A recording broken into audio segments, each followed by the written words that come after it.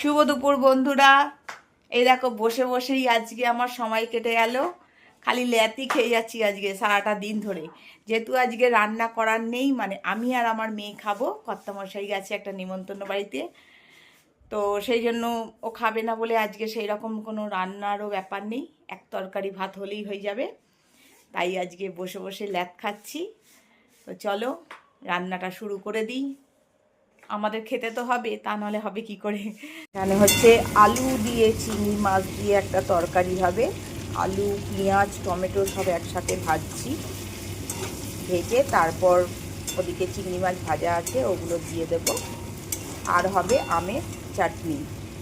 হয়ে গেছে আমার এখানে আলু চিংড়ির তরকারি।